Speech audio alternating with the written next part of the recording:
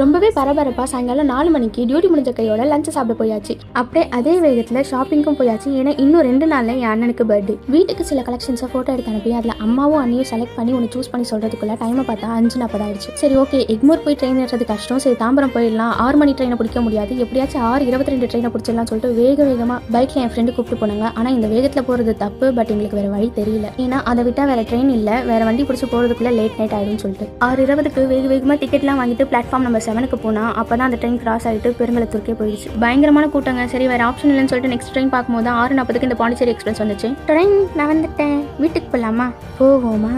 ஒரு கேங் உட்காந்து லூடோ விளையாடிட்டு இருந்தாங்க. அதை பார்க்கும்போது என்னுடைய காலேஜ் டேஸ் தான் ரீகால் ஆச்சு. செங்கல்பட்டு வரைக்கும் நின்றுக்கிட்டே போயிட்டேன். அதுக்கப்புறம் கொஞ்சமாக ஃப்ரீ ஆச்சுன்னு சொல்லிட்டு உட்காந்தாச்சு. 9:15க்கு விழுப்புரம் ஜங்ஷன் போயிட்டேன். எல்லாரும் இப்படி மதுளேறி குதிச்சுட்டு இருந்தாங்க. சரி இதுதான் ஷார்ட்டஸ்ட் ரூட் போல அப்படின்னு சொல்லிட்டு நானும் எகிரி குதிச்சிட்டேன். 9:40க்கு ஒரு 155 பஸ் வந்துச்சு. அதுவுமே செம கூட்டங்க. ஸ்டாண்டிங்ல தான் போனேன். 10:20க்கு வீட்டுக்கு போய் பார்த்தா அஷு குட்டி தூங்காம சாப்பிட்டுட்டு இருக்கான். அப்படியே சாப்பிட்டு தூங்கியாச்சு. ஏன் மரு கைஸ்.